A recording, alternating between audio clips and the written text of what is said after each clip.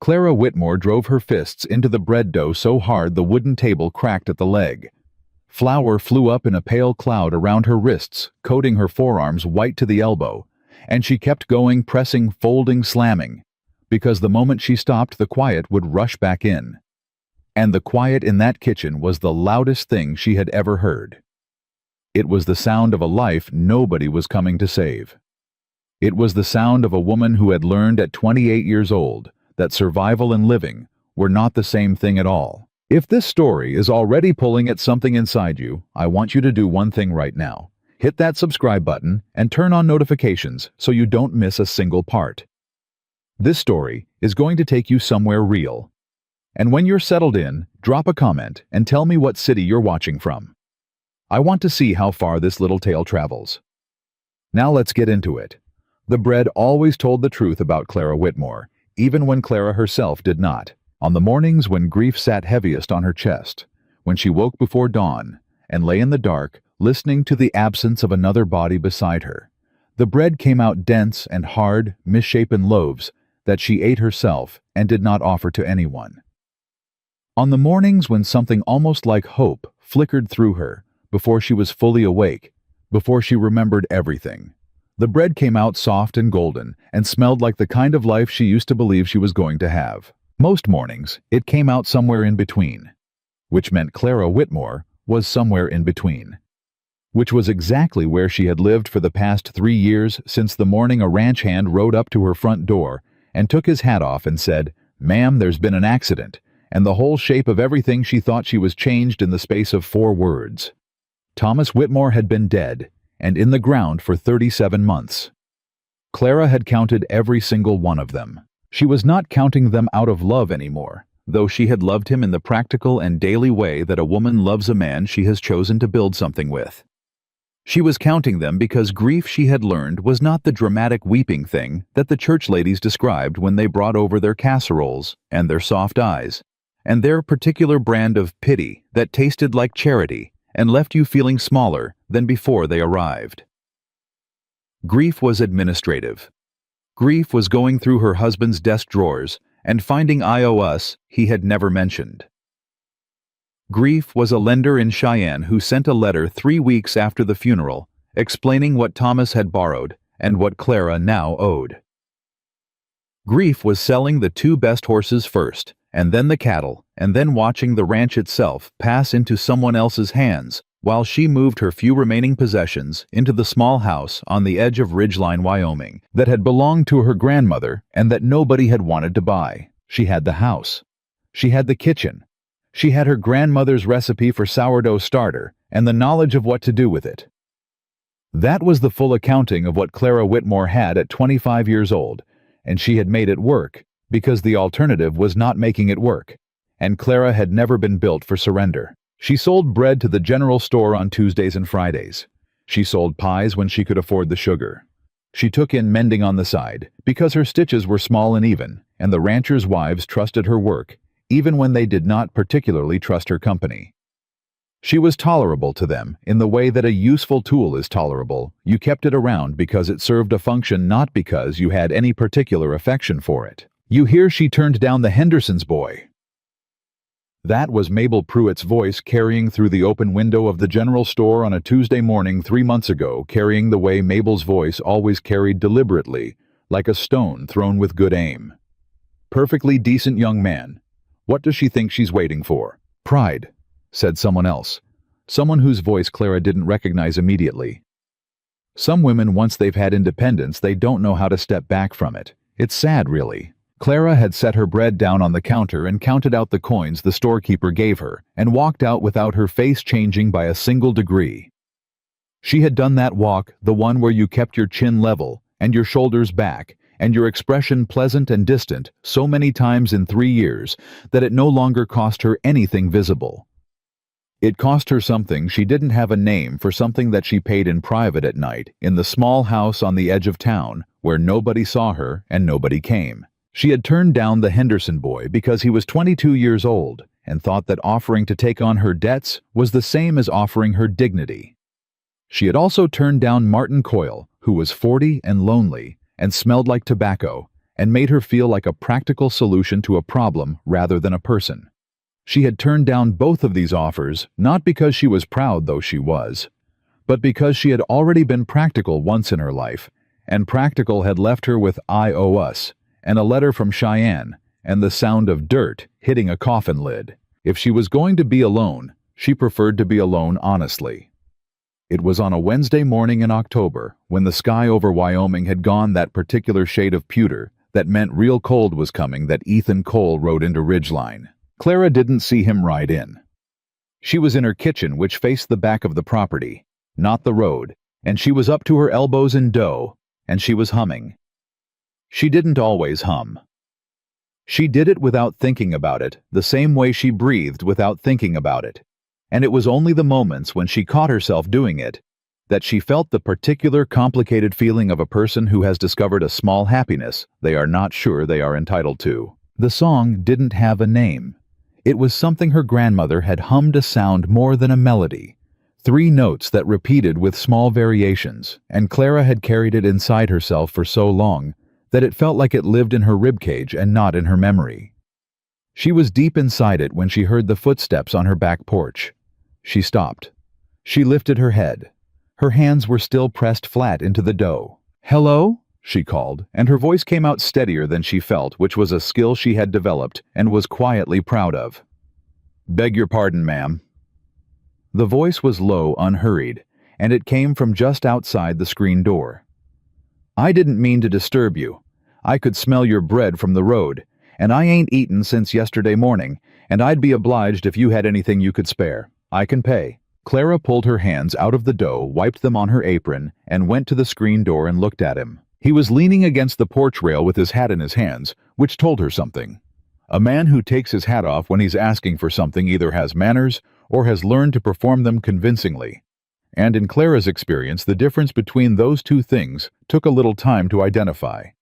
He was lean in the way that men who work outdoors are lean, all hard angles and weathered skin, and he had dark eyes that looked at her directly without being forward about it. His clothes were clean but worn. His boots were good. A man's boots told you a great deal, but they had seen a long road. "You said you could pay," Clara said. "Yes, ma'am, I've got coin. I'm not asking for charity." She studied him for another moment. "Where are you headed?" "Nowhere in particular right now," he said. "Looking for ranch work. Heard there might be something in this county." "Henderson's spread is hiring," she said. "They usually are this time of year before the cold sets in. I'll look into that. Thank you." He didn't move, but he wasn't pushful about staying either. He just waited, hat in both hands, in the way of a man who had learned that patience was the cheapest thing he had to offer. Clara stepped back from the door. "Come in then. The bread's not finished, but I've got a loaf from yesterday." "I'm grateful, ma'am." "Wipe your boots." He wiped his boots.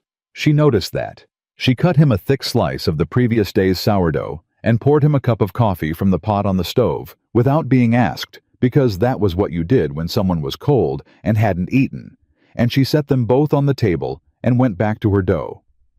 She didn't watch him. She had learned that people ate more comfortably when you weren't watching them, and she had no particular reason to make this man uncomfortable. She heard him take the first bite. Then she heard nothing for a moment. "Ma'am?" he said. This is the best bread I've had in about 6 years." She didn't look up. 6 years is a long time to go without decent bread. "It is," he agreed. "I've been on the move." She pressed her palms into the dough. Running from something or toward something. There was a pause, the kind that meant the question had landed somewhere real. "Little of both, I reckon. Mostly just moving." "What's your name?" "Ethan Cole." "Clara Whitmore." She still didn't look up. "You're welcome to your coffee and your bread, Mr. Cole. Henderson's ranch is about 4 miles north of town. Tell them Mrs. Whitmore sent you, and they'll at least give you an honest hearing." "I appreciate that." He was quiet for a moment. She heard him set the mug down. "That song you were humming when I came up. What is it?" Her hands went still in the dough, just for a second. Then she kept working. "Nothing. An old thing." It was real pretty. "It's nothing," she said again, not sharply, but with the finality of someone closing a door on a room they don't want entered. He didn't push. She appreciated that more than she could have said. He finished his coffee, set his coin on the table. She saw it was a fair amount more than the bread was worth, and put his hat back on, and thanked her, and left. She heard his boots on the porch steps, and then the sound of a horse moving, and then nothing. She stood at the kitchen table for a moment with her hands in the dough, and listened to the quiet come back. It sounded different than it had before. She couldn't say how exactly, just different. She told herself it was the cold air coming through the screen door. She told herself that for 3 days. He came back on Saturday. She was in the kitchen again, same as always, same hour, because her mornings were structured with the precision of a woman who understood that routine was the scaffolding that kept certain kinds of lives from collapsing entirely. She heard the boots on the porch before she heard the knock. She knew those boots. She had memorized the sound of them without meaning to, which irritated her in a way she chose not to examine. Mr. Cole, Mrs. Whitmore. He had his hat in his hands again. Henderson took me on. I start Monday. I heard. She had heard because Ridgeline was small, and news traveled in it the way water traveled in a dry stream bed, fast and everywhere at once. Congratulations. I wondered if I might buy another loaf of your bread. She looked at him. He looked at her. Neither of them pretended this was primarily about bread.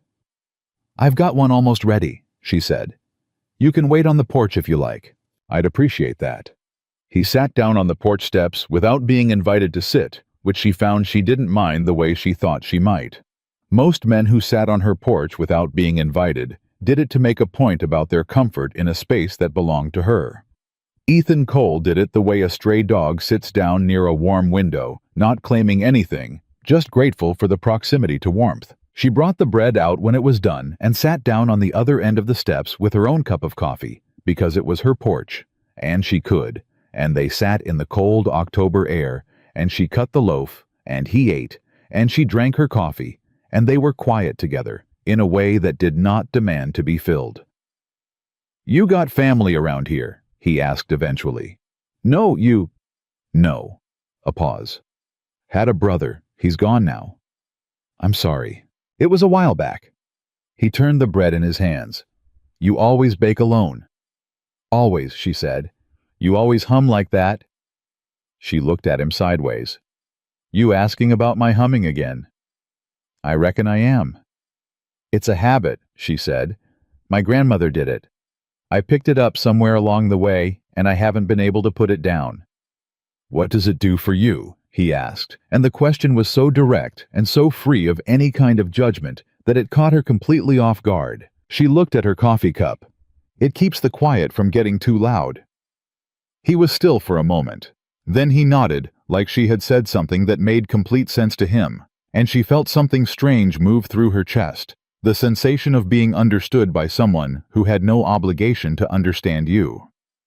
I know something about that, he said. They sat on the porch until the light went flat and the wind picked up, and Clara said she needed to get back inside, and he said he understood and thanked her for the bread, and she watched him ride back toward the Henderson spread with the heel of the loaf wrapped in her dish towel, which she hadn't meant to lend him but found she didn't mind. After that, he came back every Saturday, sometimes on Wednesdays too. He never arrived without something to offer in return.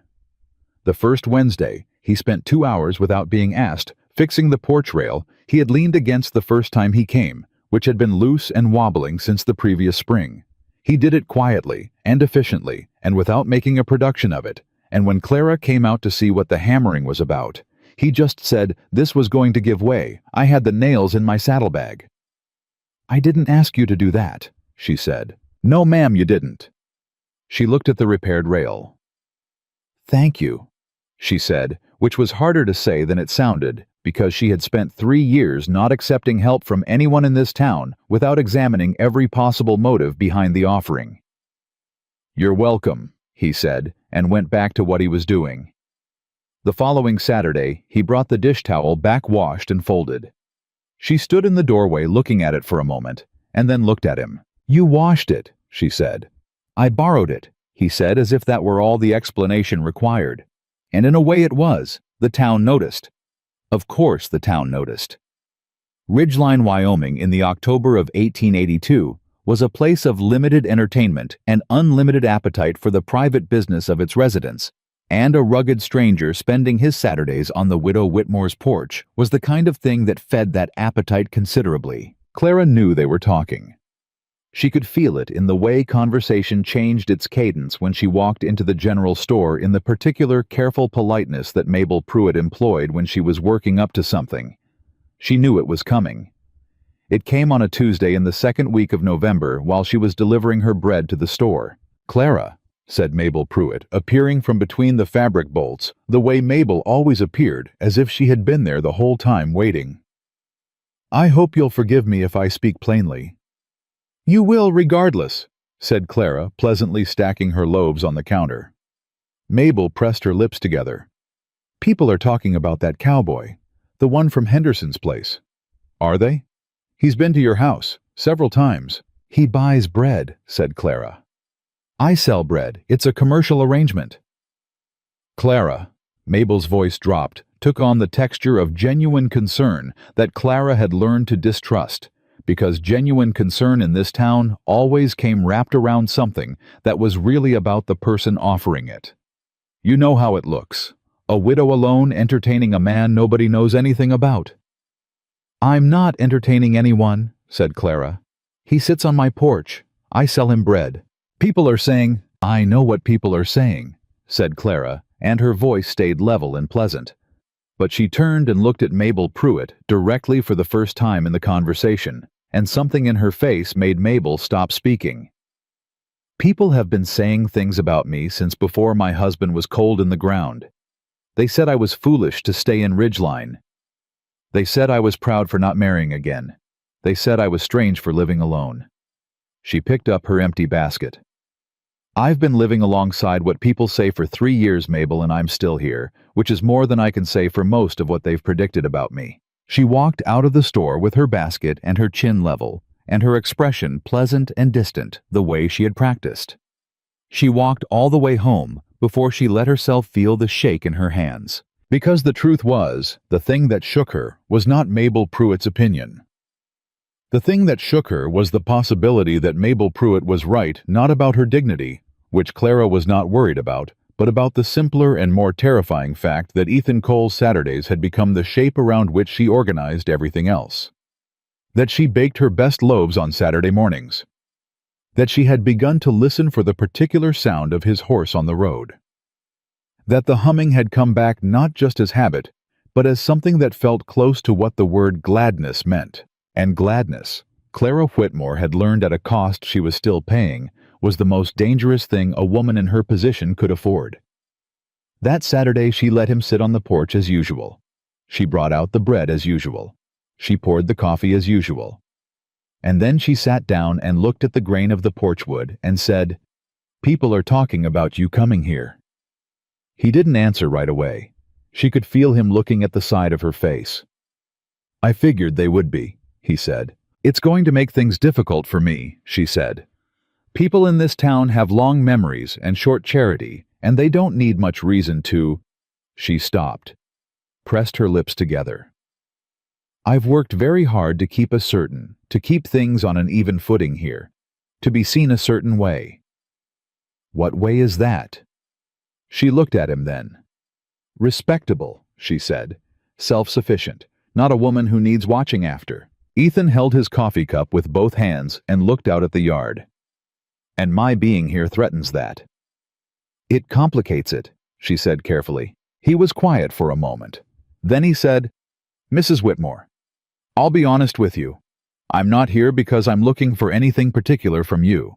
I'm here because your bread is the best thing I've eaten in years, and because sitting on this porch on a Saturday morning is the first time in longer than I can remember that I felt like I was somewhere instead of just passing through somewhere."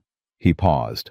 "But I understand that your situation is yours to manage, and I won't make it harder for you than it already is." The honesty of it nearly undid her. She was not accustomed to honesty that didn't want anything back. She looked at her hands around her coffee cup. "I'm not asking you to stop coming," she said, which surprised her because she had been working up to asking exactly that. All right, he said. I'm telling you what the situation is. I understand the situation, he said. They sat in silence for a while, and then he said very quietly, "You're humming again." And she realized she was the three-note thing without a name low in her chest, and she felt her face go warm, and he was smiling at the yard, not at her, giving her the space to have that moment in private. "I told you," she said. "It's a habit." "Yeah," he said. "But it stopped for a while there, and now it's back." He glanced at her sidelong. "I noticed is all." Clara Whitmore looked at Ethan Cole for a long moment. She looked at the way he held his coffee cup. She looked at the way he had not moved to fill the space between them. She looked at the hat resting on his knee, which he had taken off before sitting down, because he had manners or had learned to perform them, and she still had not figured out which, but she was beginning to think it might be the former. "Mr. Cole," she said. "Ma'am, what happened to your brother?" It was a test. She was not entirely sure what she was testing for. She watched his face. He was quiet for a moment that had weight to it. "He trusted the wrong men," he said at last. "Lost his land, his livelihood, didn't have anywhere to go after that, and didn't know how to ask for help." She sat with that. "I'm sorry," she said. "I spent 2 years looking for the men who did it," he said. "Found them. Didn't change what happened to my brother, but it meant they couldn't do it to the next man either." He looked at her steadily. "Some things you can't undo. You can only make sure they don't keep happening." Clara was quiet. The wind moved through the yard. Somewhere down the road a door banged. "Why are you telling me that?" she said. "Because you asked about my brother," he said, "and I don't lie to people who ask me honest questions." She held his gaze for a moment. Then she looked back at her coffee. "The bread's good today," she said. "The bread is always good," he said, and she felt it again. The thing she had no name for the shift in the temperature of a room that has been cold for a very long time when something warm enters it and stays. She did not examine it. She brought out a second cup of coffee instead, and they sat on the porch until the light changed and Clara Whitmore hummed without realizing she was doing it 3 notes that repeated with small variations. A sound that lived in her rib cage and not in her memory. Moving through the cold Wyoming air, like something that had finally found its way back from somewhere very far away. The trouble with letting warmth back into a cold house is that you forget for a little while how hard the cold was to survive. And then winter reminds you. Winter. It was a Wednesday morning, 3 weeks into November, when Mabel Pruitt stopped pretending her concern was personal and made it public. Clara heard about it secondhand, the way she heard most things in Ridgeline, through the particular silence that fell around her when she walked into a room where people had just been talking.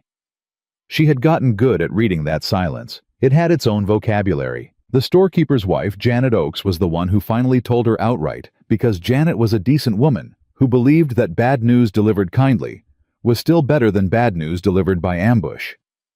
She came to Clara's back door on a Wednesday afternoon with a jar of her preserved peaches, and that particular look on her face, careful, apologetic, that Clara had learned meant something was coming. "You should know," Janet said, standing on the porch with the peaches in both hands, "that Mabel spoke to Reverend Howell." Clara stood in the doorway and waited. "She said she was worried about you, about your situation, with the cowboy from Henderson's." Janet looked at the peach jar. "The Reverend is planning to make a visit." Clara was quiet for a moment. "When?" "Sunday, maybe, after service." Janet finally looked up. "I told Mabel she was borrowing trouble. I want you to know that." "I know," said Clara. "Thank you, Janet." She took the peaches. She closed the door.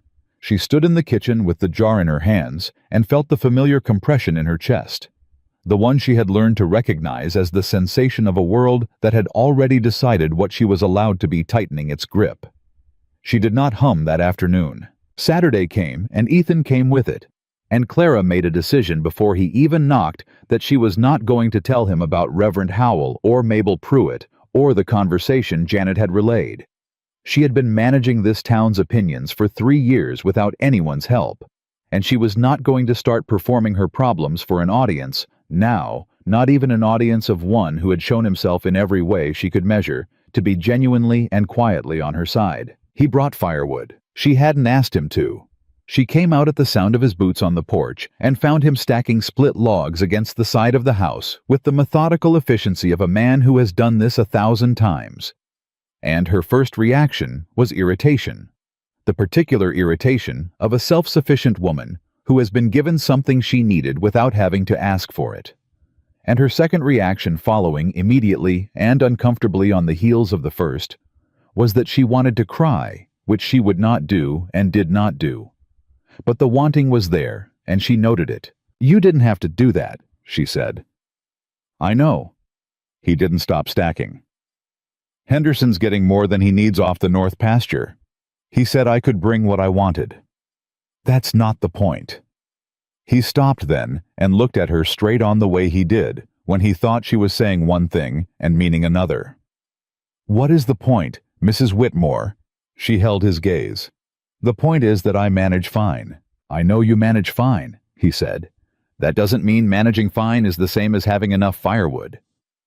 She opened her mouth and then closed it, because there was no argument against that. That wasn't simply pride dressed up as principle, and she had been trying for 3 years to distinguish between the two. "Thank you," she said, which still cost her something, but less than it had the first time. "You're welcome," he said, and picked up the last log and set it on the pile, and then turned to her.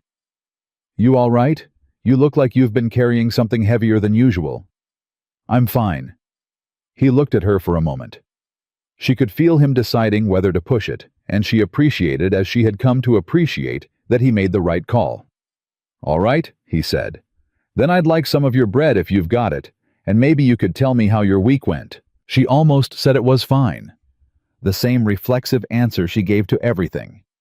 The one that had become so automatic, she sometimes wasn't sure whether it was a lie or just a habit that had outlasted its purpose.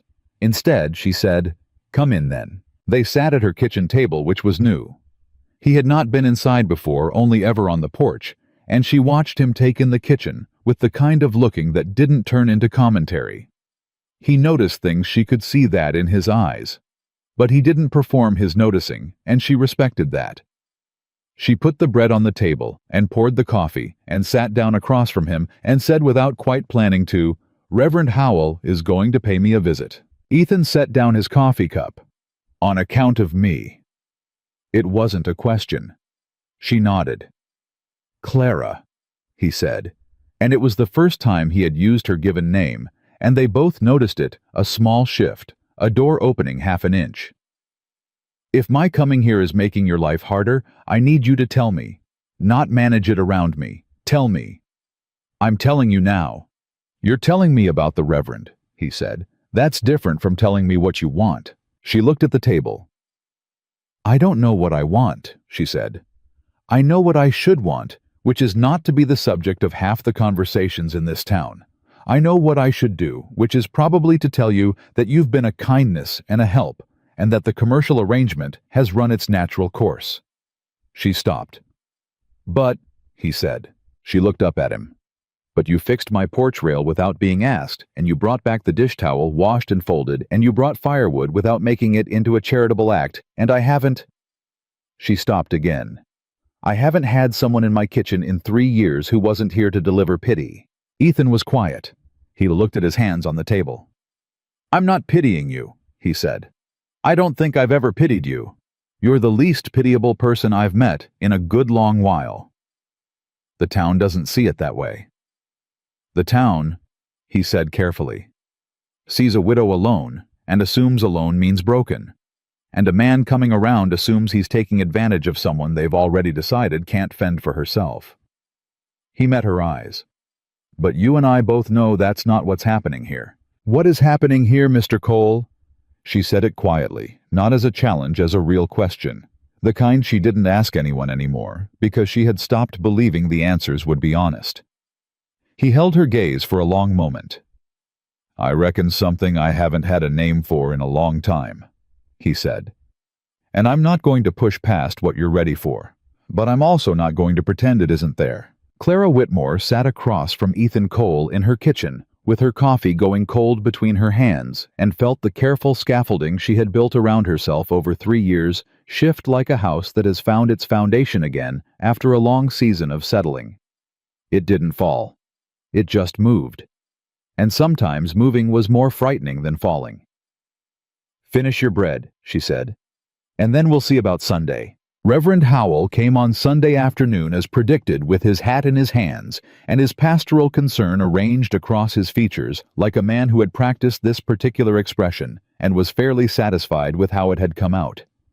He was not a cruel man. That was almost worse, Clara thought, because cruelty was easy to refuse.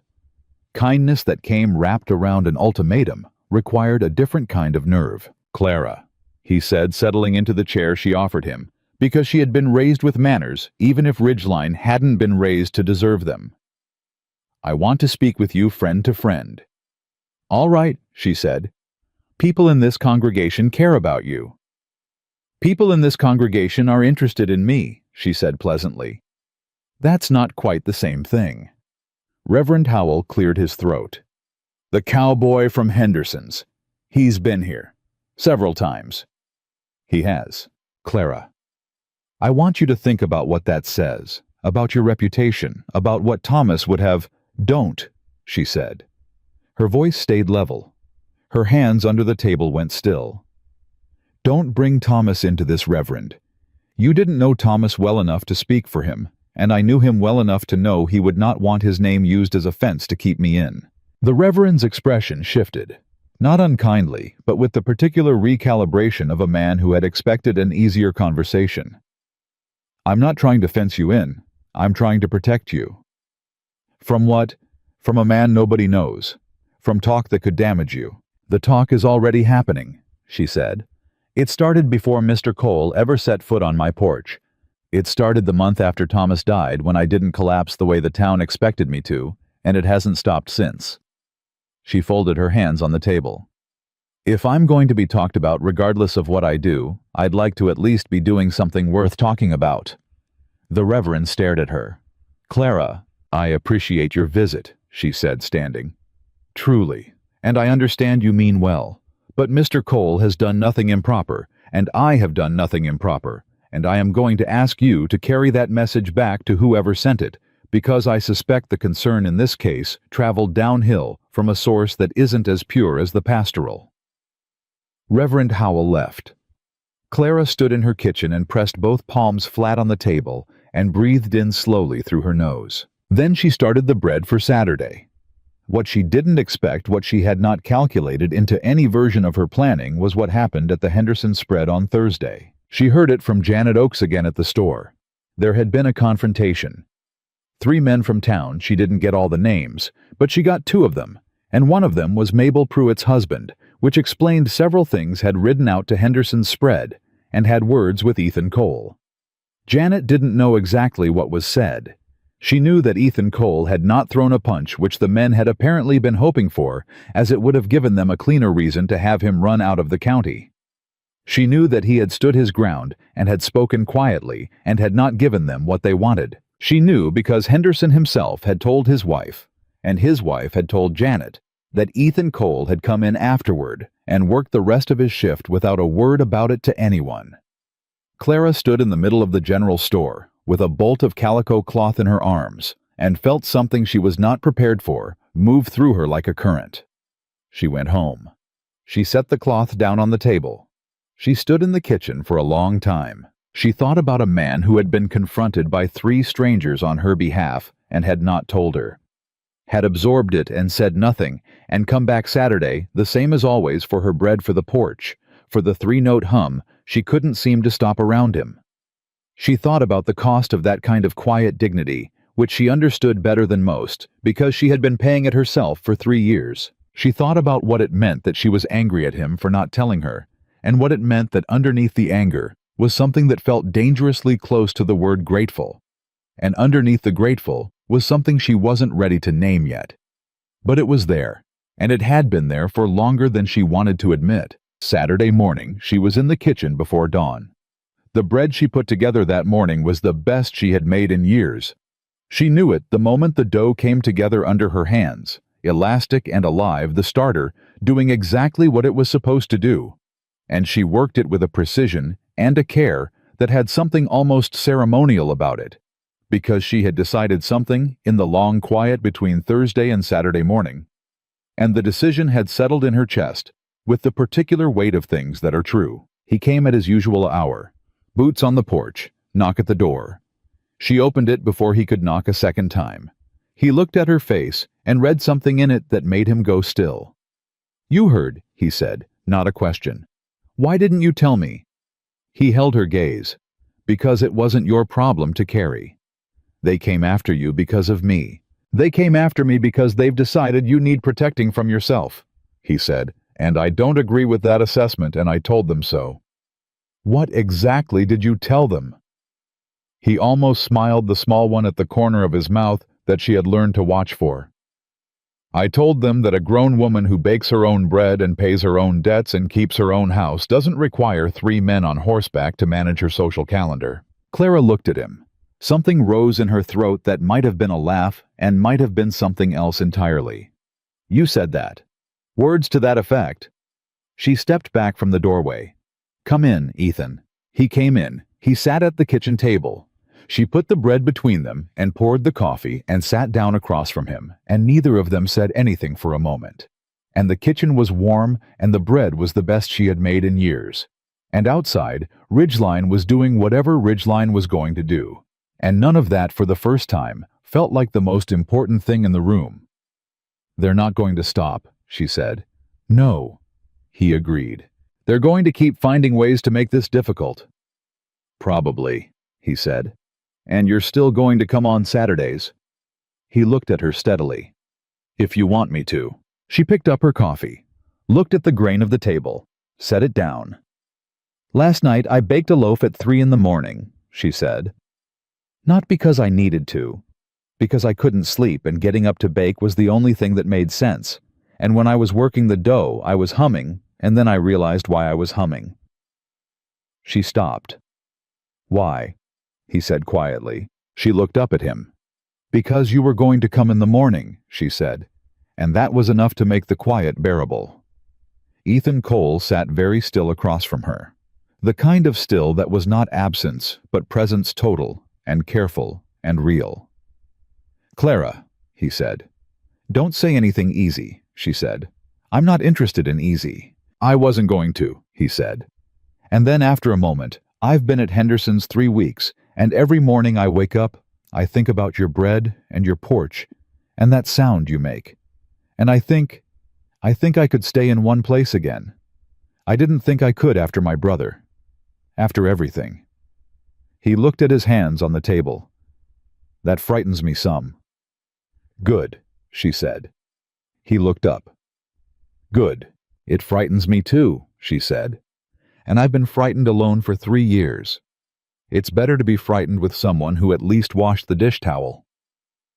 He did smile then fully, and it changed his whole face.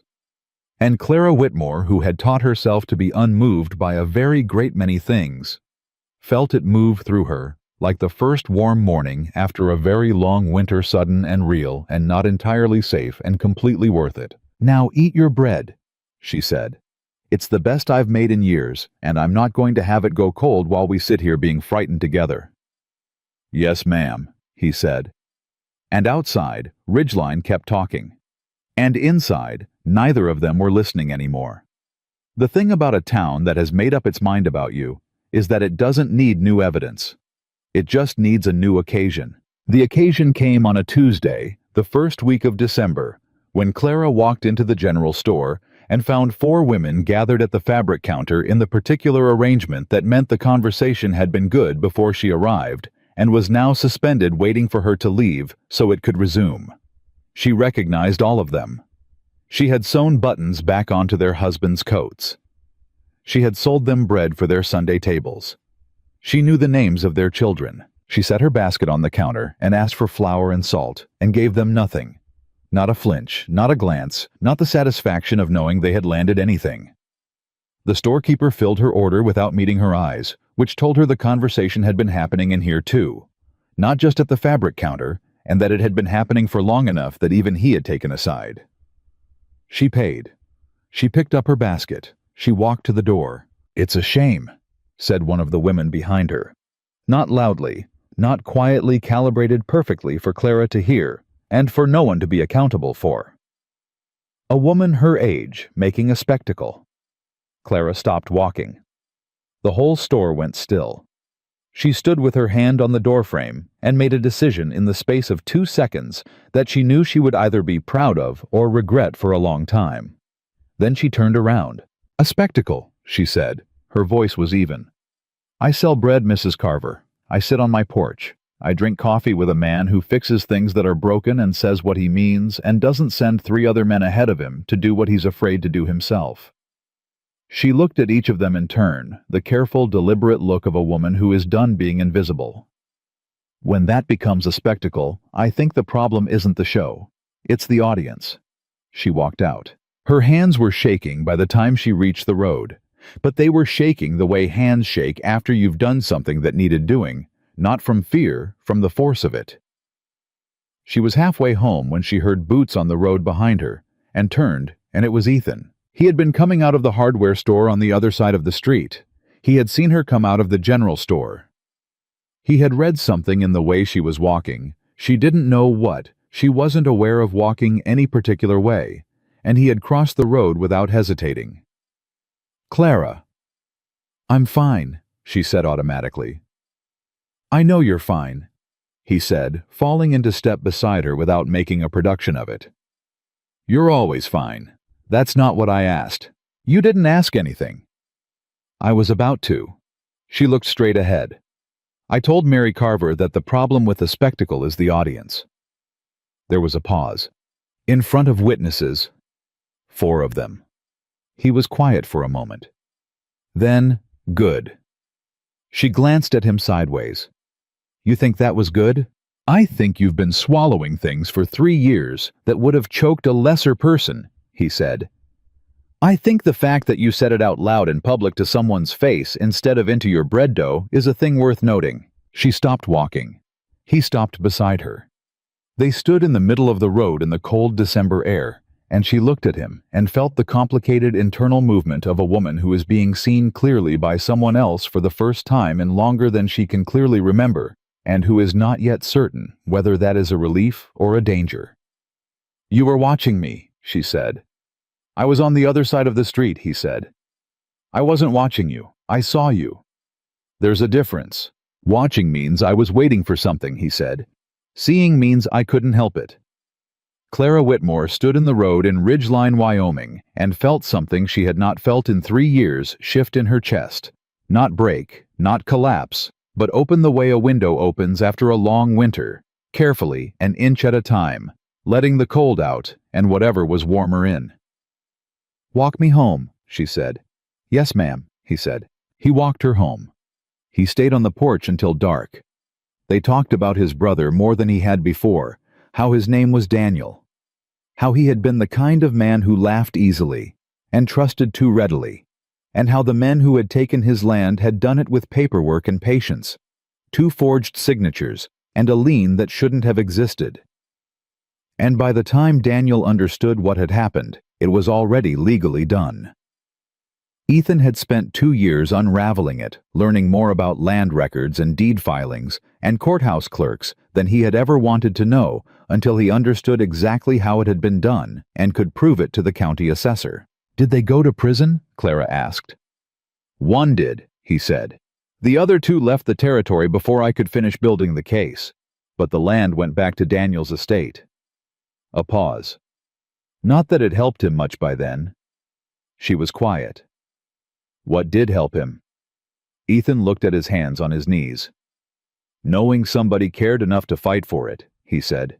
"He told me that near the end, that it mattered less what the outcome was and more that someone was still fighting." Clara held that for a moment. "You learned a lot about how men steal land." "I did. Forged deeds. Fraudulent liens."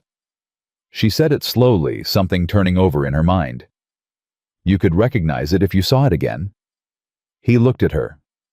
"What are you asking me?" She shook her head. "Nothing yet." But the thought was there, precise and specific, and she filed it away the way she filed everything that mattered, not on paper, but in the back of her mind, where things waited until she was ready for them. What she had not told Ethan, had not told anyone, was that 3 weeks ago she had found something in her grandmother's house that she had not known was there. She had been moving a loose floorboard in the back bedroom, the one that had rattled since the summer, and that she had been putting off fixing because she was putting off everything that didn't have to do with bread or rent. Under the board in a tin box that had once held her grandmother's sewing needles, she had found a land deed. Her grandmother's land deed. Covering not just the house and its small lot, but 40 acres of pasture running east along the creek that Clara had not known belonged to her family. 40 acres that, according to the deed, had never been properly transferred or sold. 40 acres that, according to the county land record, she had quietly requested from the assessor's office 3 weeks ago, were currently listed under the name of a man called Aldous Greer, a land agent out of Cheyenne, who had been expanding his holdings in the county for the past 4 years, with a speed and a uniformity that Clara, who had kept books for Thomas's ranch and understood numbers better than most people in Ridgeline suspected, found deeply interesting. She had not told Ethan yet. She was still building the picture, and she did not want to hand someone a half-finished thing and ask them to help her carry it.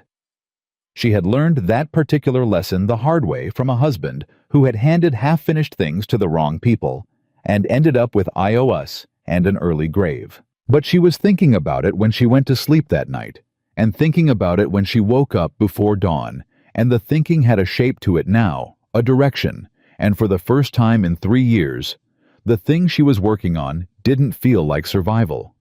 It felt like a fight. The second twist came from a direction Clara had not anticipated, which was the only way twists worth anything ever came. His name was Roy Greer. He was Aldous Greer's younger brother, and he rode into Ridgeline on a Thursday morning and introduced himself at the general store as a land surveyor conducting routine assessments for the county, which was a lie so smoothly delivered that it would have convinced Clara entirely if she hadn't already been looking at the name Greer in a very different context for 3 weeks. She heard about Roy Greer the same way she heard about everything through Janet Oakes, who had developed, whether she knew it or not, into Clara's most reliable intelligence source. "New man in town," Janet said, appearing at Clara's back door on Thursday afternoon, with a jar of apple butter and the look of someone delivering news they think might be significant without being sure why. "Says he's with the county. Surveyor. He was asking at the store about property along the eastern creek." Clara's hands went still on the bread she was shaping. "What kind of asking?" "Friendly kind," Janet said. "Just general. Who owns what out that way? Whether there'd been any changes in recent years." She paused. "He asked about this house." Clara lifted her head. "He asked specifically about this house." "About your grandmother's property," Janet said. He didn't use those words, but the questions were pointed in this direction. After Janet left, Clara sat at her kitchen table with the land deed in front of her and the county record beside it, and thought very carefully for a long time. Then she put both documents back in the tin box, and put the tin box in a different place than the floorboard, because the floorboard was now a place that a man called Roy Greer might think to look. She went to Henderson's the next morning. She had never been to Henderson's spread before. She had no reason to go, and there were at least 3 reasons not to, starting with how it would look and ending with her pride, which was a genuine impediment even when she knew it was. But pride was a tool, not a principle, and she had enough principle left to know the difference. So she saddled the old mare she kept for necessity rather than affection, and rode the 4 miles north and asked the first hand she saw where Ethan Cole was working. He came out of the barn and saw her on horseback, and his whole face changed. Not dramatically, just in the small, precise way that his face changed when something mattered to him, a shift around the eyes, a stillness. "Clara," he said. "What's wrong?" "Nothing's wrong," she said. "I need to tell you something, and I didn't want to wait until Saturday." He helped her down from the horse, which she let him do, because there was no practical argument against it, and they walked away from the barn to where nobody could hear them easily, and she told him. All of it. The floorboard. The deed. the 40 acres, the county record, and the name Aldous Greer. The survey results that showed the land registered under Greer's name with a date that postdated her grandmother's deed by only 8 months, which meant if the transfer had been legal, there would be a paper trail. And if there was a paper trail, it would be in the county courthouse in Cheyenne. She told him about Roy Greer in town. When she finished, Ethan was quiet for a moment that had a great deal of thinking in it. "The land is yours," he said. "If the deed predates his registration and there's no legitimate transfer on record, the land is yours." "I know," she said. "But knowing and proving are different things." "I know that better than most," he said. She watched him think. "Roy Greer isn't a county surveyor. The county doesn't send surveyors to ask general store owners about specific family properties." "No," she said. "He's here because someone told Aldous Greer that a deed might surface." "Who knew about the deed?" "Nobody," she said. "I didn't tell anyone.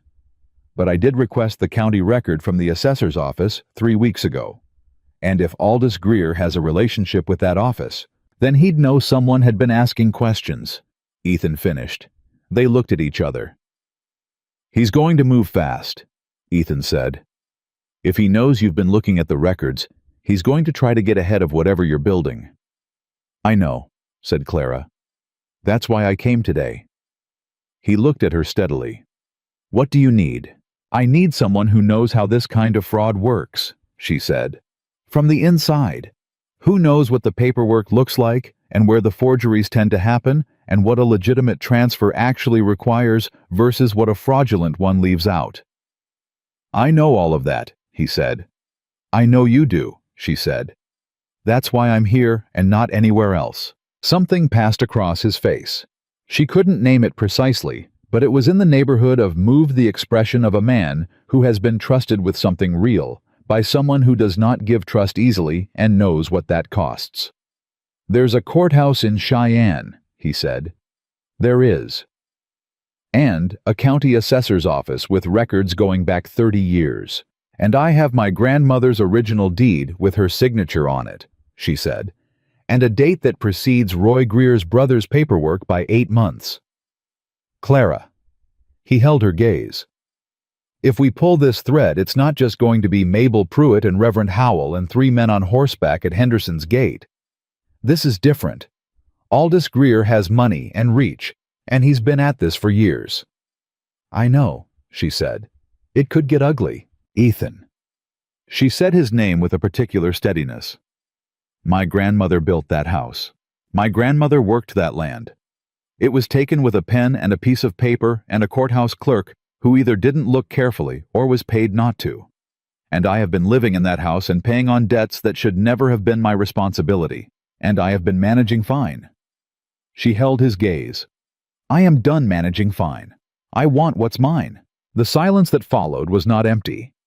It was full of 3 years of bread and debts and managing of 3-note hums in cold kitchens of porch steps and washed dish towels and firewood and coffee, going cold between 2 people learning what the word trust felt like when it was built out of something real.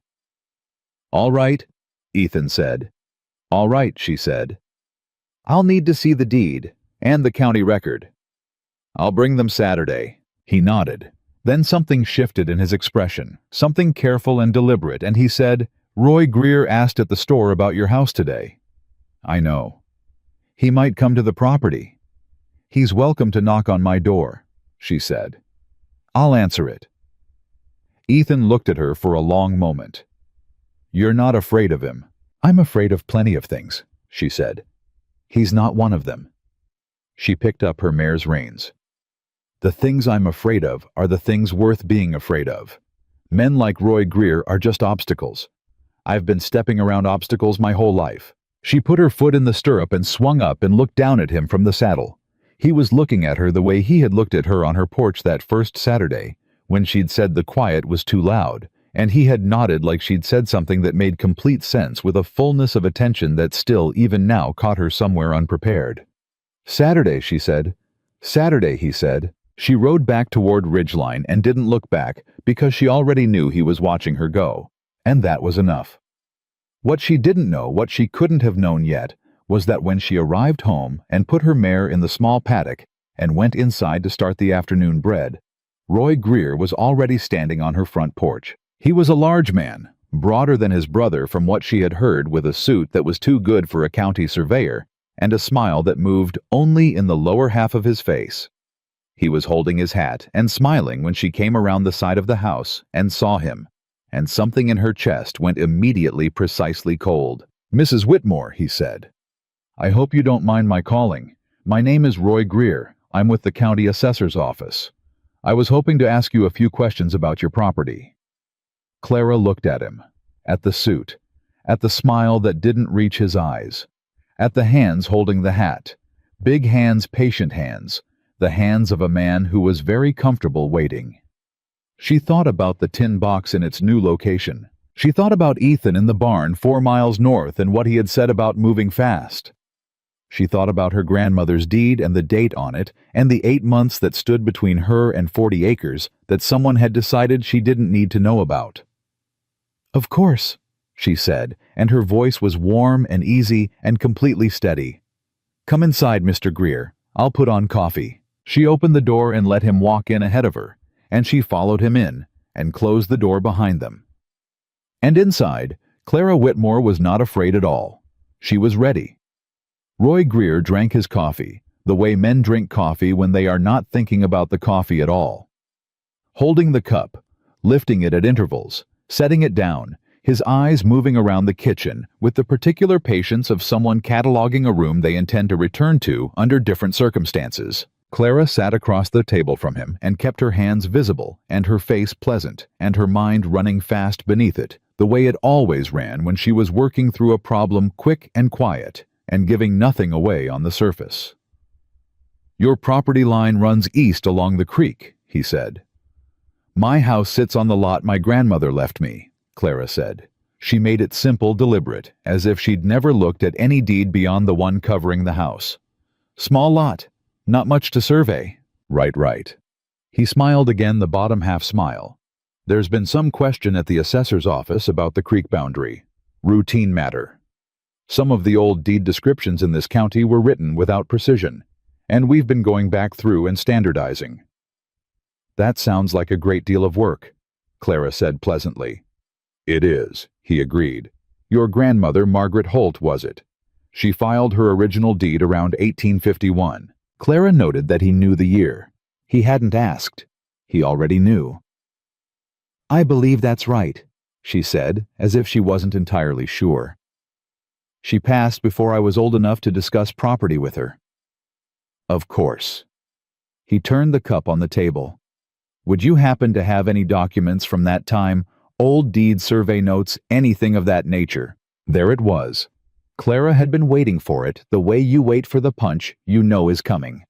Not dreading it, tracking it so you can move at the right moment. She tilted her head with the expression of a woman doing her best to be helpful. "I did go through her things when I moved in. Mostly household items, a Bible, some letters." She paused. "I don't recall finding anything like a deed, but it was a difficult time right after my husband passed. I may not have looked carefully." Roy Greer studied her. She let him study her, kept her expression soft and slightly uncertain. The face of a woman overwhelmed by grief who had not been paying close attention to paperwork. "If something did turn up," he said, "it would be important to bring it to the assessor's office. Old documents sometimes create complications with current records. We'd want to help you sort it out." "I'm sure you would," Clara said warmly. "I'll look again." He left 20 minutes later. Clara stood at the window and watched his horse move down the road, and the moment he turned the corner, she crossed to the fireplace mantel and took down the tin box, which she had moved again that morning, after deciding the mantel was better than any hidden location, because it looked exactly like what it was. A tin box holding small household items, hiding in plain sight, and opened it and looked at the deed inside. Her grandmother's signature, the date, the land description with the creek boundary written in her grandmother's own hand. Roy Greer had come here because his brother had found out someone was asking questions at the assessor's office. He had come to find the deed before Clara could use it. And he had left without it, believing she either didn't have it or didn't know what she had. She had until he reported back to Aldous. She gave it 2 days, maybe 3, before the approach changed from friendly to something else. She didn't wait for Saturday. She rode to Henderson's the next morning, before full light, which was the first time she had ever done anything in this town before full light that wasn't baking. And when Ethan came out of the bunkhouse and saw her on horseback in the cold dark, his face did something she didn't have time to examine right now. "He came to the house," she said. Ethan was at her stirrup in 4 steps. "Are you all right?" "I'm perfectly fine." He drank my coffee and asked if I had documents, and I told him I didn't recall finding anything. She swung down without waiting for help. "He knew my grandmother's name. He knew the year of the original deed. Aldous Greer has been sitting on this information for a long time, Ethan. He's known about that land deed for at least as long as he's held the fraudulent registration." Ethan was quiet for a moment. "He's had someone in that assessor's office this whole time." "That's what I think." "Then when you requested the county record 3 weeks ago, someone told him immediately," she finished. "Which means we can't use the assessor's office.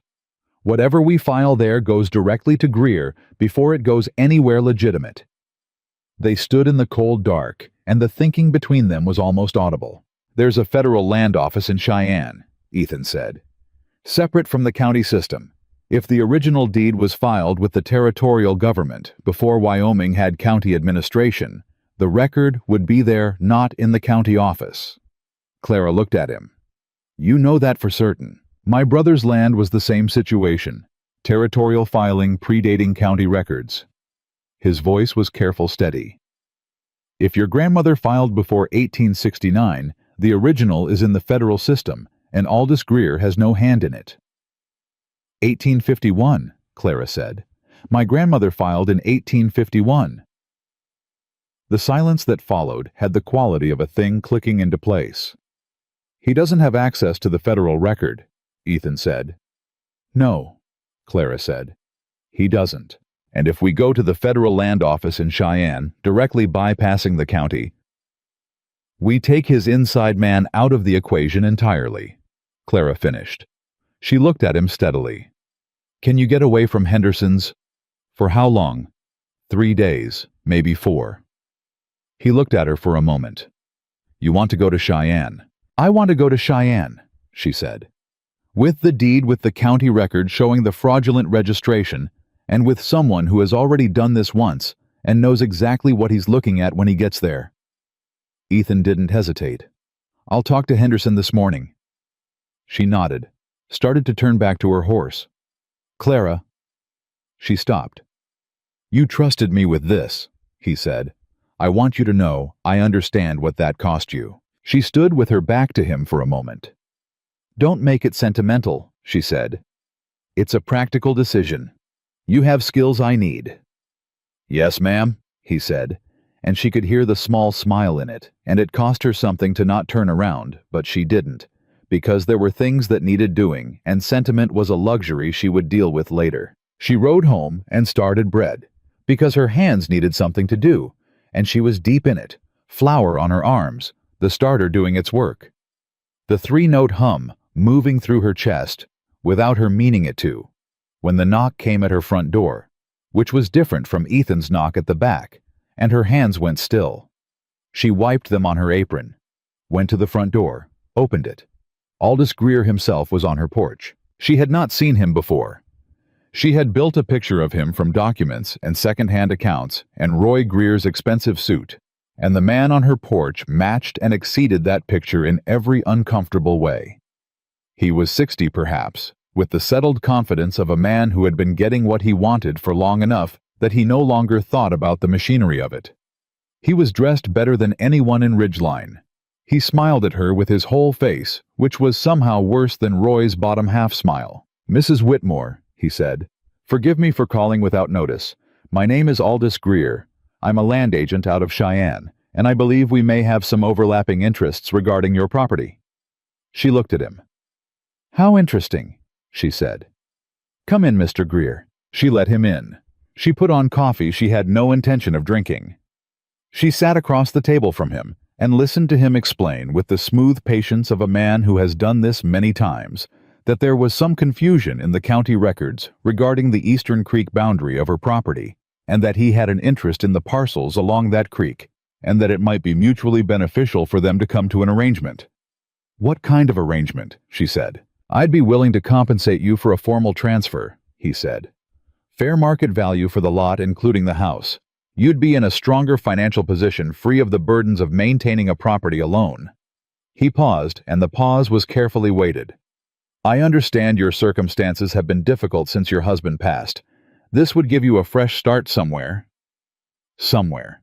Not Ridgeline, not the house her grandmother built. Somewhere he hadn't already bought. "That's very generous," Clara said. She said it the way she said everything she didn't mean pleasantly, without heat giving him no surface to push against. "I'll need to think about it." "Of course." He set a card on the table between them. "I'll be in Ridgeline for a few days. I'd encourage you not to wait too long. This kind of offer doesn't stay open." After he was gone, Clara sat at her table and looked at his card, and felt the first real thread of fear move through her. Not the sharp kind, not panic, but the low cold kind that comes when you understand the full size of the thing you're standing against. Aldous Greer had not come here in person because he was worried. He had come because he was accelerating. Roy's visit hadn't given him what he needed, so now the principal had arrived, which meant the timeline was collapsing. She sent a message to Ethan through the Henderson boy who came to buy bread on Thursdays. He was at her back door by nightfall. She told him about Aldous Greer. He listened without interrupting, which she had come to understand was how he listened when things were serious. Completely, still nothing moving in his face except the eyes taking it all in before he said anything. "He's pushing," Ethan said when she finished. "He's scared," Clara said. "If he were confident, he'd let Roy handle it. He came himself because he thinks someone is moving against him, and he wants to look at the situation directly. Or he knows about the trip to Cheyenne." She hadn't thought of that. "Henderson's hand. The one I sent the note with." "I don't think the boy would say anything," Ethan said. "But someone saw you ride to Henderson's this morning. In this town, that's enough." They looked at each other across the kitchen table. "We need to leave for Cheyenne sooner than we planned," Clara said. "Tomorrow morning," he said. "That's fast." "He moves fast," Ethan said. "We already know that." He paused. "You need to tell someone you trust where the deed is, in case something happens on the road." "Janet Oakes," Clara said immediately. "Tell her tonight. Don't write it down, just tell her." She nodded. Then something crossed his face that she hadn't seen before. A tension around the jaw, a quality of restraint, like a man holding back something with deliberate effort. "What?" she said. "There's something I need to tell you," he said. "And I should have told you sooner." She went very still. "Tell me." He looked at his hands on the table. "Aldous Greer. I know that name. Not from your situation. From before." He looked up at her. "Two of the three men who took my brother's land. The ones who left the territory before I could finish building the case." He held her gaze. "One of them filed paperwork under a different name. But the method was the same. The forged transfer, the fraudulent lien, the man in the assessor's office." He stopped. "I've been looking at land records in 3 counties for 4 years, looking for the same pattern. I came to Ridgeline because the pattern showed up here." Clara sat across from him and understood several things at once, in the rapid and disorienting way that understanding sometimes arrived all together, not in order like a hand of cards laid down at once, rather than one by one. He had not come to Ridgeline by accident. He had not come to Henderson's spread because there happened to be work. He had been following Aldous Greer, the bread, the porch, the Saturdays. She had to know if any of it she had to ask. She had to ask right now before another second passed. "Ethan." Her voice came out quieter than she intended. "Did you know about my grandmother's land when you came here?" "No," he said, and he said it fast and clear and straight into her eyes. "I knew Greer was operating in this county. I didn't know about your grandmother's deed until you told me. I came to Henderson's because it was a legitimate job that put me close enough to watch Greer's pattern. He paused. I came back to your porch on that second Saturday because of your bread and your porch and that sound you make, and none of that had anything to do with Aldous Greer. She looked at him. She was very good at reading people, had made it a survival skill, and she read him now with everything she had. She believed him. She believed him, and the believing of it was both a relief and a kind of vertigo, the way it feels to trust the ground after a long time of not trusting it. You were going to go to Cheyenne anyway, she said. Before I came to you. I was working up to it, he said. Your deed makes the case significantly stronger. What I had was pattern evidence. What you have is primary documentation of a specific fraudulent transfer. He held her gaze. Clara, your grandmother's 40 acres isn't the only land Greer has taken this way. If we go to the federal land office with your deed and my documentation from 3 counties, we're not just recovering your property. We're building a case that takes him apart entirely, she said. Yes. The silence had a different quality now. Not the warm kitchen silence of bread and coffee and 2 people learning each other. Something larger and colder and more consequential. Why didn't you tell me sooner? She said. Because when I came to your porch the first time I was a stranger asking for bread, he said. And by the time I understood what you meant to me, I was afraid that telling you would make everything we'd built look like something it wasn't. She held very still. And what is it?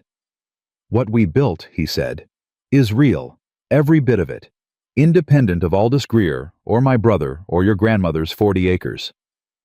He didn't reach for her hand. He just held her gaze.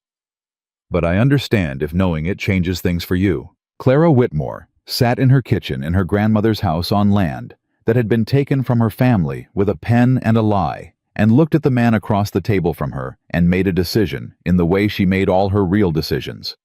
Not quickly, not emotionally, but from the place in her chest where the things that were genuinely true lived underneath all the managing and the bread and the 3-note hum. Nothing has changed, she said. Something moved through his face. Clara. We leave at first light, she said, and tonight I'm going to Janet Oaks. She stood. And right now I'm going to finish my bread because I started it this morning and I'm not leaving it half done. She went back to the kitchen table and put her hands in the dough and felt his presence at the table behind her, steady and real and not going anywhere, and the hum started without her meaning it. To 3 notes, quiet, the sound that lived in her rib cage, and she didn't stop it. She was still humming when the knock came at her front door. Hard. The kind of knock that doesn't apologize for itself. Ethan was on his feet before she lifted her hands from the dough. She wiped her hands on her apron and went to the door and opened it. And it was not Aldous Greer this time. And it was not Roy. And it was not anyone she had been expecting. It was Mabel Pruitt's husband, and standing behind him were 2 men she didn't recognize, and behind them at the edge of her property, sitting on a horse with the ease of a man who owned everything he looked at, was Aldous Greer. Warren Pruitt looked at her with something on his face that was not quite guilt and not quite satisfaction, and settled somewhere in the ugly middle between them. Mrs. Whitmore, he said, Mr. Greer has some legal questions regarding your property, and he's asked us to witness the conversation. Clara stood in her doorway and held the frame on both sides and did not step back. Legal questions, she said. That's right. This is my home, she said, and it is nearly dark, and I don't conduct legal conversations on my doorstep with witnesses I didn't invite. She looked past Warren Pruitt to Aldous Greer on his horse. If Mr. Greer has legal questions, he can put them in writing and send them to the county courthouse, and I will respond through the appropriate channels. Mrs. Whitmore. Warren started. Good night, Warren, she said. She closed the door. She put her back against it and listened to her own heartbeat for 1 second, 2, 3, and then Ethan was beside her, close but not touching, and his voice was very low and very even. The back door, he said. Now. I know, she said. They moved. They went out the back door into the cold dark, and Clara had the tin box under her arm before Ethan had finished saying the word now, because she had been thinking about this moment, not hoping for it, not expecting it, but thinking about it the way she thought about everything that mattered since the afternoon she first understood what Aldous Greer was. "Janet's house," she said. "It's 3 blocks. I know where Janet lives." They moved fast and quiet, through the back of the property, away from the road where Greer's horse was still audible. She could hear it shifting the creak of leather and into the gap between houses that Clara had been using as a shortcut since she was old enough to run errands for her grandmother. She knew every board, every fence post, every dog that would bark, and everyone that wouldn't. Ethan stayed at her shoulder and didn't ask questions, which was exactly right. Janet Oakes opened her back door before they knocked because Janet had seen things from her kitchen window, and Janet was smarter than most people in Ridgeline gave her credit for. "I saw Greer's men at your house," Janet said. She was already pulling them inside. "I need you to hold something for me," Clara said, and put the tin box on Janet's kitchen table. "The deed is inside. If anything happens to me before I get back from Cheyenne, nothing is going to happen to you," Janet said with a firmness that surprised them both. "If it does," Clara said, "take it to the federal land office in Cheyenne, not the county assessor, federal. Tell them Aldous Greer filed a fraudulent registration against a territorial deed dated 1851, and that the original is in their records under Margaret Holt." Janet looked at her, then at Ethan, then back at Clara. "You're going to beat him." "Yes," Clara said. "But I need to know the deed is safe first." Janet put her hand over the tin box. "Go?" she said. They left before first light. The ride to Cheyenne took the better part of 2 days, which meant 2 days of cold road and camp stops, and the kind of conversation that happens between people when there is nothing left to perform for anyone. No town watching, no porch to sit on, no bread to make. Just the long, honest miles and the Wyoming sky going from black to gray to pale gold and back to black again. Clara had not traveled this road since before Thomas died. She had not traveled any road really in 3 years. She had been so focused on the small geography of survival, the kitchen, the store, the church, the 4 miles to Henderson's, that she had ridden twice now that she had forgotten what it felt like to move through the world with intention. It felt like something she recognized, something she had buried and stopped grieving because she couldn't afford the grief. "Tell me about Daniel," she said on the second morning, while the horses moved through the cold at their own pace. "Before." Ethan was quiet for a moment. "He laughed too easy and trusted too much and made the best coffee I ever had outside of your kitchen," he said. "He wanted a small ranch and a good dog and enough quiet to hear himself think." A pause. "He had all of it for about 3 years before Greer's men found him." "How did they find him?" "Same way they find all of them," Ethan said. "He had something worth taking, and not enough people around him to make taking it costly." Clara looked at the road ahead. "You've been making it costly." "Trying to," he said. 4 years of it. 3 counties. 14 families I know of who lost land to Greer's method." He glanced at her. "Your grandmother's 40 acres is the 15th. 15 families." She held that number. "And the federal land office. The agent there is a man named Arthur Briggs," Ethan said. "He worked with me on my brother's case. He's the one who told me about the pattern in other counties. He's been building a federal file on Greer for 2 years, waiting for someone to bring him primary documentation of a specific transfer." Clara turned to look at him fully. "He's been waiting." "For what you have in that tin box at Janet's kitchen," Ethan said. The silence that followed had the weight of something enormous and quiet, the way a river is enormous and quiet, until you are standing at its edge and understand the size of what is moving. "Why didn't you go find another deed?" she said. "In 3 counties, 14 families." "I tried," he said. "Most of them didn't know what they had until after it was gone. The ones who kept records didn't keep originals. Greer is careful. He doesn't move until the original documentation is either destroyed or inaccessible." He looked at her steadily. "Your grandmother filed with the territorial government before county administration existed." Greer couldn't touch the federal record. He could only register his fraudulent claim at the county level and hope nobody with the original ever thought to compare the two. He didn't expect a widow going through a loose floorboard, Clara said. No, Ethan said. He did not. They reached Cheyenne on the afternoon of the second day, and Arthur Briggs was exactly what a federal land agent who had been fighting Aldous Greer for 2 years looked like, tired around the eyes, careful around the mouth, and very still when Ethan set Clara's grandmother's deed on his desk alongside the county record showing the fraudulent registration and 2 years of pattern documentation from 3 counties. Briggs looked at the deed for a long time. He looked at the date. He looked at Margaret Holt's signature. He looked up at Clara. "You found this in the house," he said. "Under a floorboard," she said. "Roy Greer came to ask if you had documents." "He did. I told him I didn't recall finding anything." Briggs looked at her with the expression of a man reassessing something. "Mrs. Whitmore, this is the document I have been waiting for 2 years." "I know," she said. Mr. Cole explained the situation. Briggs looked at Ethan. Something passed between them, the shorthand of men who have been working toward the same thing from different angles. Then Briggs looked back at Clara. "The land is yours," he said, without question. "The federal record shows your grandmother's filing as the primary and controlling document. The county registration is superseded, and given the absence of any legitimate transfer constitutes fraud." He paused. "With this and Cole's documentation from the other counties, I can take Greer before a federal judge." "How long?" Ethan said. "I can have a federal warrant issued within the week," Briggs said. "Greer won't be able to run far enough." Clara sat in the chair across from Arthur Briggs's desk and felt something she had not felt since she was young enough to believe the world sometimes gave things back the particular relief of a fight that has been worth fighting.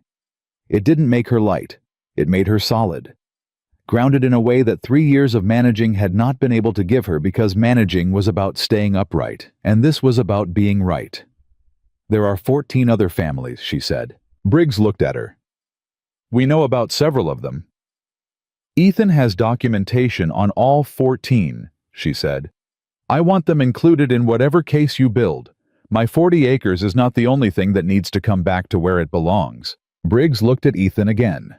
Ethan said nothing, just held the man's gaze, and Clara understood that this was what he had been carrying for 4 years. Not just his brother's land, not just the pattern evidence, but the weight of 14 families he hadn't been able to fully help yet, waiting for the piece that would make the whole case hold. "All 14, Briggs said. "Yes, ma'am." They rode back to Ridgeline the next morning. Clara had expected to feel tired on the return trip. She was tired. Her body knew the miles and the cold, and the 2 nights of broken camp sleep. But underneath the tiredness was something alert and clean, the way air feels after a hard rain, when everything has been washed to its true color. She was thinking about bread. Not the survival bread, not the grief bread, not the 3 years of managing bread that came out dense on bad mornings and soft on the mornings she almost let herself hope. She was thinking about bread made in a kitchen that was genuinely hers on land, that was genuinely hers for reasons that had nothing to do with staying upright and everything to do with choosing to. "You're humming," Ethan said. She hadn't realized. "Habit," she said. "Yeah," he said. "I know." And then, after a moment, Clara. When this is finished, when Briggs has his warrant and Greer is dealt with and your grandmother's land is back in your name," he paused. "I want to ask you something." "Ask it now," she said. "I don't like waiting." She heard him take a breath. "I've been moving for 4 years because I didn't have a reason to stop. And then I stopped at your kitchen door because I smelled your bread, which is the most ridiculous reason a man ever stopped anywhere. And everything that came after that was the least ridiculous thing that has happened to me in as long as I can remember." He kept his eyes on the road. "I'm not a drifter with good intentions anymore, Clara. I'm a man who would like, if you'll have it, to stop moving permanently. In Ridgeline. Close to your porch. A beat. Closer than your porch if you'll permit it." Clara looked at the road ahead. She felt the three-note hum in her chest, the one that had come back and stayed back and stopped being a habit and started being something she didn't have a word for except true. "Finish helping me get my land back first," she said. "Yes, ma'am." "And fix the back porch step. It's been loose for 2 months." "I'll fix it Saturday." "And then," she said, "we'll talk about closer than the porch." She didn't look at him. She didn't need to. She could feel the warmth of him beside her on the cold road, solid and unhurried and real, and she let it be exactly what it was. They came back into Ridgeline on a Friday afternoon, and the town saw them ride in together, which Clara had known it would, and had decided somewhere on the Cheyenne Road that she did not care about in the way she used to care about it. Not because she had stopped being a person who understood the consequences of public perception, but because she had rebuilt the scale she measured those consequences on, and Ridgeline's opinion of her life had dropped to the lower end of it. Aldous Greer was still in town. She had expected that. He was a man who pressed his advantages, and he had not yet understood that the advantage had shifted. She found out on Saturday morning that he had been to see Warren Pruitt again, and that the two of them had been at the county courthouse with papers she didn't have full details on yet. She found out from Janet, who came to the back door early, before Ethan arrived, with the look of someone who has been up since before dawn doing something useful. "I listened," Janet said simply. "At the courthouse yesterday when Greer's man filed. I know the clerk. He told me what was in it." Clara looked at her. "What was it?" "A petition to have the property assessed as abandoned and transferred into county custody," Janet said, "on the grounds that the current occupant has no documented claim." Janet's chin was up, her eyes bright with the particular fury of a decent woman who has reached her limit. "He's trying to pull the house out from under you while you were in Cheyenne." Clara felt something go cold and precise inside her. Not fear, clarity. "When does it go before the county judge?" "Monday," Janet said. 2 days. Ethan arrived an hour later, and she told him, and he sat at the kitchen table with the stillness that meant he was thinking fast and hard and not showing the speed of it. "Briggs can't get a federal warrant processed before Monday," he said. "I know," Clara said. "But a federal warrant isn't what we need for Monday." He looked at her. "What we need is the federal land record showing your grandmother's prior filing. Briggs can telegraph a certified copy of the territorial record to the Cheyenne County Telegraph Office. It's admissible as a federal document." He paused. "If we have that copy in hand before Monday morning, we walk into that county courtroom, and Greer's petition collapses the moment the judge sees a federal territorial deed, predating his client's registration by 18 years. Can Briggs get that copy by Sunday?" "I'll send him a telegram this morning." She looked at him. "Go. Now." He went. Clara spent Saturday doing what she did when she needed to hold herself steady. She baked. Not because she was afraid, not because the quiet was too loud, but because the bread needed doing and her hands needed work. And there was a particular rightness to being in her grandmother's kitchen on her grandmother's land. Making the thing she made best on the day before she went to a courthouse and proved that this place had always been hers. The telegram from Briggs arrived Sunday morning. The certified copy of the territorial land record. Margaret Holt's original 1851 filing, authenticated with the federal seal of the Territorial Land Office, came through the telegraph office at 9 in the morning, and Clara held it in her hands and read her grandmother's name on it, and felt something move through her that she did not try to name and did not try to stop. Janet Oakes came with them to the courthouse on Monday morning. She had not been asked.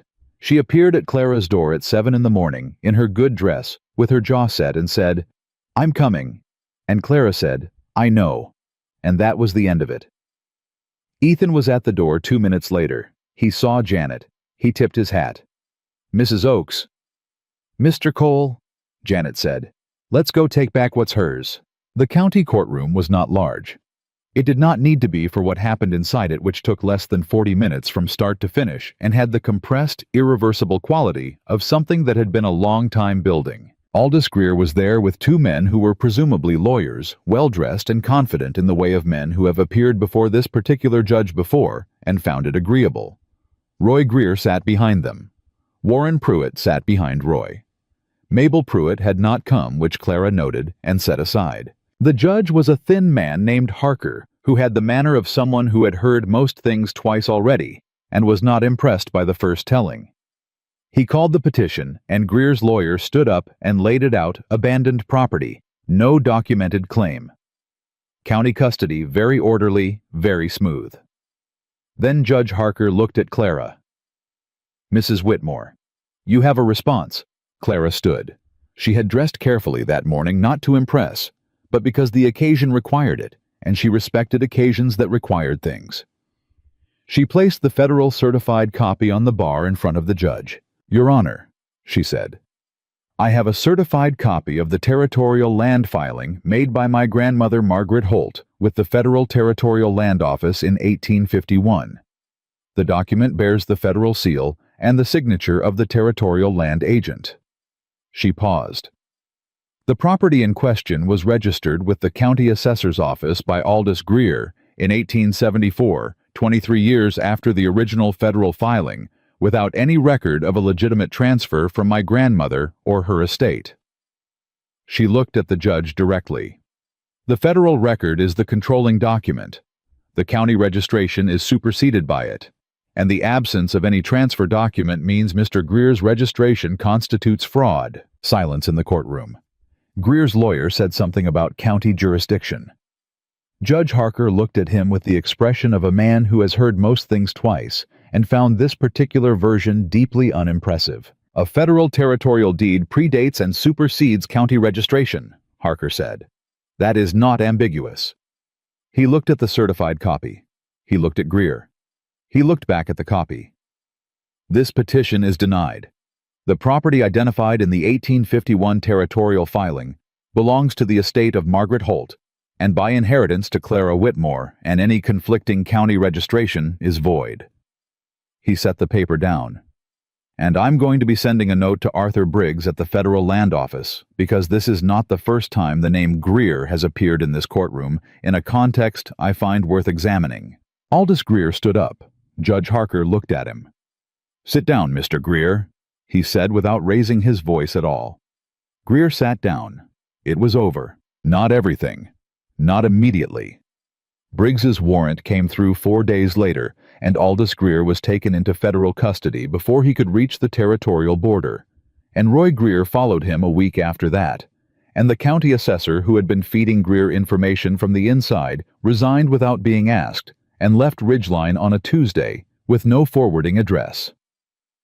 The case Ethan had built across 3 counties over 4 years went to a federal court in the spring, and 14 families were included in the restitution proceedings, which took longer than anyone wanted, but moved with the slow, unstoppable weight of things that are simply correct. But in the courtroom on that Monday morning, when Judge Harker's gavel came down, Clara Whitmore stood up from her chair and did not shake at all. Janet Oakes put her hand on Clara's arm and squeezed it once hard, and said nothing, which was exactly right.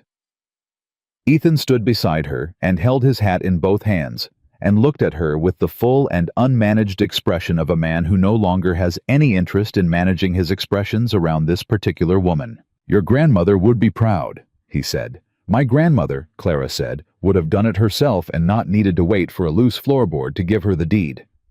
She picked up her bag. "But I'll take what I can get." He laughed.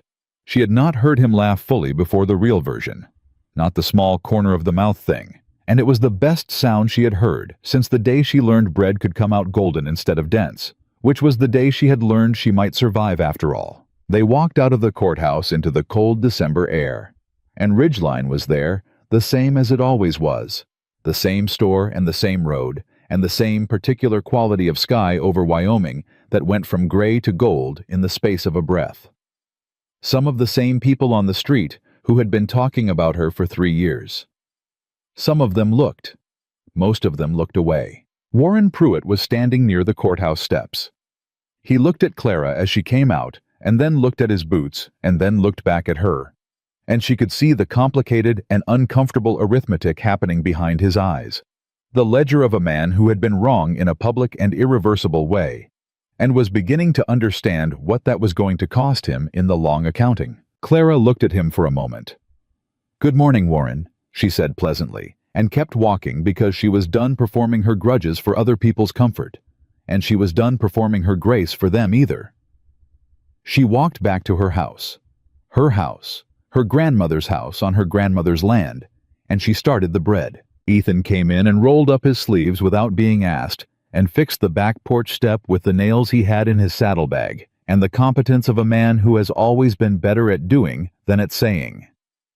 She could hear him working while she worked the small precise sounds of it, and they were in the same house, doing the same work, in the same easy silence that she had come to understand was not absence, but presence the fullest kind. When the bread was in and the step was fixed, he came into the kitchen and washed his hands at the basin, and sat at the table, and she poured the coffee and sat across from him, and they were quiet together, in the way that had become the truest thing about them, earned not given, built out of flower-dusted mornings, and cold porches, and a tin box under a floorboard, and 400 miles of honest road.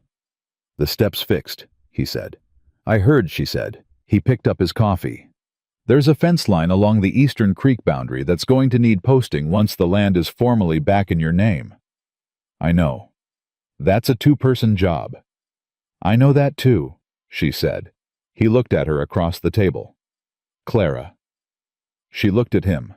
Yes, it was not a question, and they both knew it, and he smiled the full smile that changed his whole face, and she felt it move through her the same way it always had, like the first warm morning after a long winter, sudden and real and worth every cold day that came before it. Outside Ridgeline would talk. It always would. Some people would come around and some wouldn't, and the ones who didn't weren't worth the grief of it. The courthouse had said its piece. Briggs would say the rest in a federal court in the spring. The bread would be ready in an hour, and it would be the best she had made, yet better than the batch that had drawn a stranger to her back door on an October morning and changed the whole shape of everything, because she was no longer baking to survive, and she was no longer humming to keep the quiet from getting too loud. She was humming because she meant it. She was baking because this was her kitchen, and her land, and her life won back from a man who had counted on her not knowing what she had, and she knew exactly what she had. Now, every acre of it, every board of it, every morning of it, including this one, including the man across the table from her who had followed a fraudster's trail across 3 counties and stopped at her door because of bread, and stayed because of something neither of them had needed to name out loud to know was real. Clara Whitmore had built her life back from I.O.U.S., and a letter from Cheyenne, and a cold kitchen, and 3 years of managing fine, and she had done it the way she did everything, with her hands, with her head, and with the particular stubbornness of a woman who understood that the difference between surviving and living was not luck, was not rescue, was not a man on a porch who said the right things at the right moment. It was choosing every morning to begin again. And every morning from then on, as the sun came up over Wyoming and the bread came out golden, and Ethan Cole took the first bite and smiled at her across the table, like a man who had finally found the place he was going to stop, Clara chose. That was enough. That was everything. That was hers.